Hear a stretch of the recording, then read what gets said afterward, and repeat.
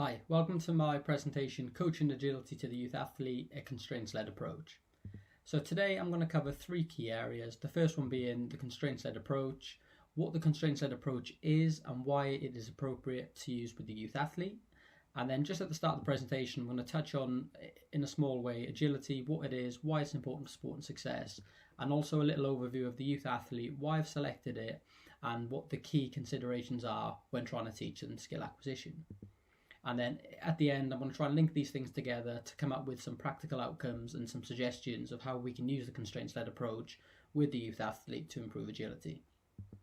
So to start off, let's have a little look at agility. So when looking into the research, there were a few different definitions, but a lot of these words started to pop out, such as change of direction, stop and start quickly. There was also some pursuing, evading, and reacting to different stimuluses that kept coming out. But I like this statement from Shevlin Young particularly, that defined agility as a rapid whole body movement with a change of velocity or direction in response to a stimulus. So I think it pieces the other bits together quite nicely. And then if we look at why agility is important, the research very much says that multi-directional sports, especially team and field-based sports, that include fast changes of direction and reactions to different stimulus, like the comment said on the last page, is a key characteristic for success. And also, a piece of research from Gabbert showed that agility is actually a good indicator of playing level. So it could define whether you were professional, amateur, semi-pro, depending on how good you were at agility type movements. So let's move on to the youth athlete. And the reason I've chosen the youth athlete is because I work within youth sport, so it's personal to me, but also because there's a lot of other factors around the athlete that need to be considered, such as growth and maturation. And within the research, it heavily shows that the growing athlete, so male or female, has a lot of major implications in terms of coordination of movement, especially during that growth spurt, and it also impacts their speed, agility, power, strength. Everything is impacted during this time. And a model that I base a lot of my stuff off and is quite highly regarded in the research is the Youth Physical Development Model by Lloyd and Oliver from 2012. And within this as well, it shows that around that growth spurt of the youth athlete, that agility is a key component to be worked on, as well as others, but it's one of the main ones there in bold.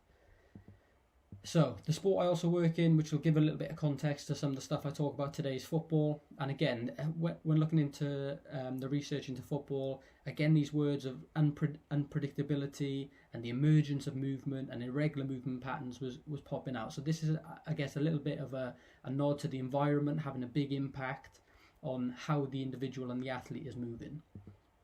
And then this really nice quote from Coutinho says that therefore coaches should consider the practices and the drills that they do, so by aiming to create tasks rather than set drills and outcomes, so create tasks within the practice to improve the physical literacy such as agility, player creativity and adaptive behaviours.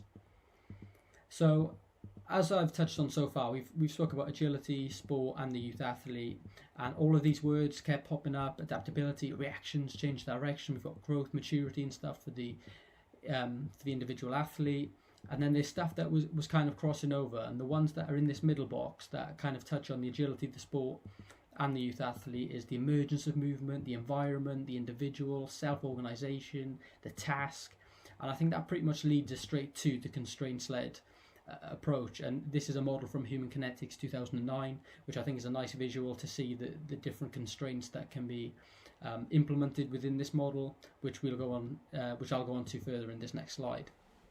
So, according to Newell in 1986 in his paper, constraints can be conceived as boundaries that shape self-organisation and can be split into categories of individual, task and environmental, as this model shows from Human Kinetics. And I think at this point it'll be good to outline what a individual task and environment constraint is. So an individual task could be structural or functional, so that, like I've said there, could be the motivation of the player, the height, the body mass, the growth for the youth athlete. An environmental one could be the team culture, playing surface, coach presence. It could be the opponents they're up against, and then also the task is the environment, equipment and the rules. So what are the rules within the practice that stop them doing certain things but allow them to develop in other areas? Okay, so if we think about sessions already, so a lot of people could probably say they're doing a constraints-led approach without even thinking about it. Because if we take this athlete, for example, just by adding an opponent into the session or changing the type of surface they're playing on, adding a ball as a stimulus, different weather conditions, a coach watching from the side who they're quite aware of or they want to impress, the happiness or the sadness of the player coming into the session, have they had a tough day at school, are things going really well, and then things like growth or grades, whatever it is, there's already these task environment and individual constraints on the session without us really realizing. So today is just about looking into how we can really harness it and use it to get the outcomes that we want. And I think a nice statement from Renshaw in his paper and colleagues from 2016 is that the constraint-led approach should be used to create a learner environment centered approach. So it's not just the individual what they need, it's not the environment, it's very much a centered approach around the two, and it looks at the emergence of the perception and the action couplings, which we'll go into a little bit into a bit more detail a bit later on. Firstly, let's have a look at this study from Moy and colleagues. So this is the impact of the constraints-led approach on students' motor performance. And within this paper, what they did, they took 42 students and give them a task of running over 4 hurdles over 40 meters. And the objective of the study was to look at whether they could improve the technique of these hurdlers or these students pre and post a constraints-led approach intervention. So to start off, the hurdlers were given, or the students were given time to pick whichever lane they wanted to go in. So there was 12 lanes, and as you can see from this diagram, there was different heights of hurdles along each of the tracks. So they could completely pick whichever track they wanted to go onto and video themselves doing a hurdling technique. They were then given 2 verbal constraints of try to get 3 steps in between each hurdle and try to run fast over the hurdles, and then 30 minutes further into the session, so that was the first 10, of practicing with all of these lanes their hurdling technique. And then what they did was got experts to look at the video pre the 40 minutes and post the 40 minutes to say, is there any improvement in the overall hurdling ability of the group? What was found was that across all the experts that looked at the videos, there was an improvement. So straight away you'd think this is a good advert for the constraints-led approach. All the experts have thought that these hurdlers have improved after just 40 minutes.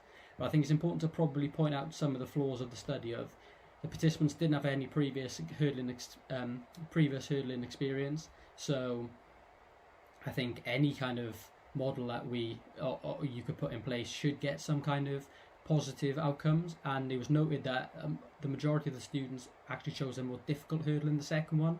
And I guess you could make the argument there that actually by picking a harder hurdle, your technique has to be better, so therefore that may have skewed the results slightly. And I think it's also important to note that in this study there was no control group, so it would be nice to see a group maybe with a different skill acquisition model to compare the results against, but that didn't happen. But what Moy and colleagues did suggest at the end of the study was that the success of the study was due to a representative learning design and the actions and their perceived environment being mutually independent, which is something that Renshaw said in one of his papers that does back this up. So I'm going to just take it back a step right now, and the reason I've got an iceberg on there is because so far we've dived into the constraints-led approach and probably haven't really talked much about where it's come from and how it's come about. And this statement here is quite nice in terms of the constraints-led approach is a product of the theory of ecological dynamics, which considers the athlete and the sports teams as a complex adaptive system. So it's almost like I'm talking today about the constraints-led approach, which is right at the tip, it's what's happening on the field and coaches are talking about, but behind that there is the ecological dynamics, and even below that there's ecological psychology and dynamic systems theory and plenty of other theories that I'm not going to touch on today. So ecological psychology, this is very much the perceiving the environment, so perceiving informations and situations to regulate actions. So this is the athlete looking at what's happening in front of them and taking the information in and acting on that. Whereas dynamic systems theory is a lot more internal, it's physiological, biomechanical, neural, it's what's happening internally with the athlete. And what ecological dynamics has done is try to merge these together, or put these together in a way that it's not just somebody reacting off the environment, or it's not somebody reacting off what they're internally capable of. It's that constant circular link between the two of the athlete and environment focus. And that leads us back to Newell's constraints-led approach framework quite nicely of, there's our three constraints: the perception and action loop, and then physical performance is derived from that.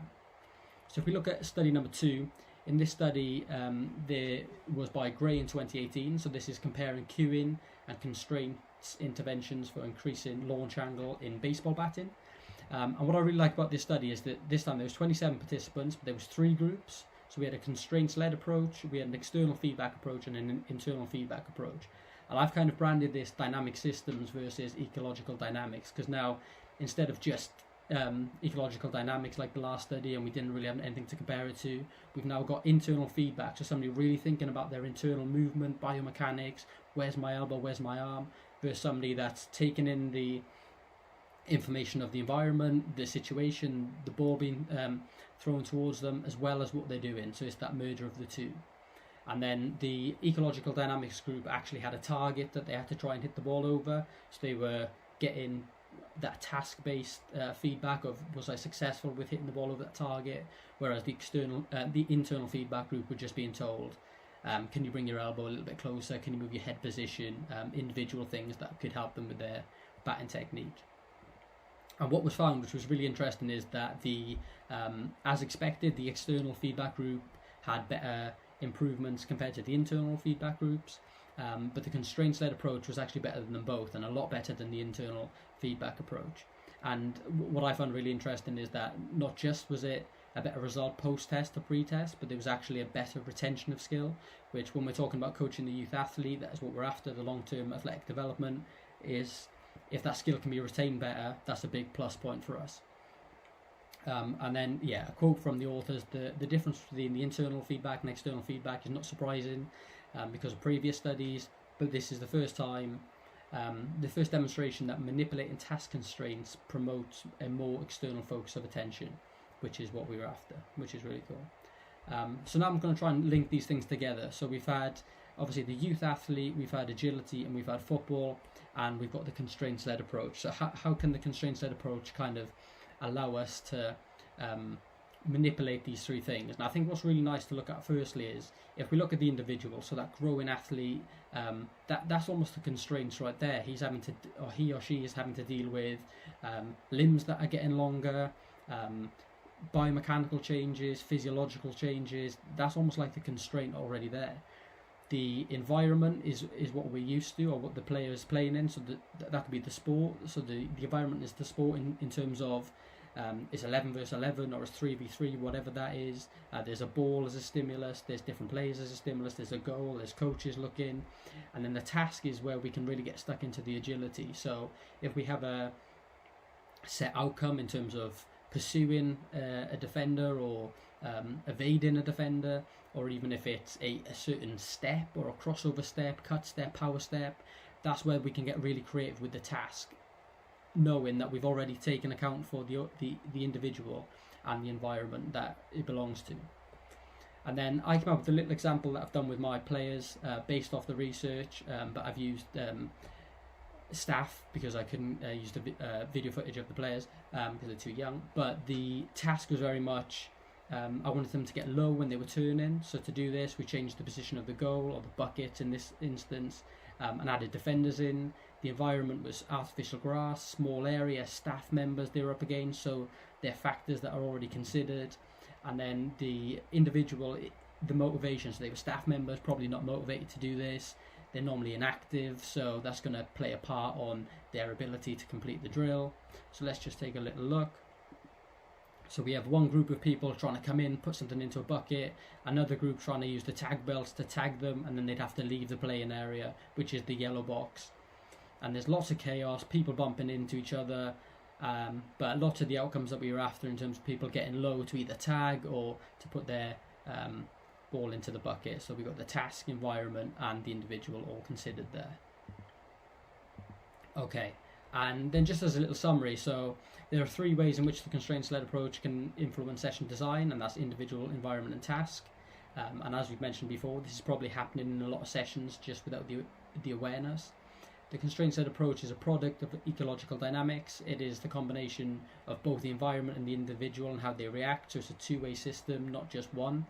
And then the constraints-led approach has been proven to increase attentional focus of the athlete during skill acquisition and improve the retention of a learned skill, which is really important for the youth athlete in terms of long-term athletic development. However, it's important to also consider that there's limited research on the youth athlete regarding improving agility using the constraints-led approach, so this is something that will need to be looked at further.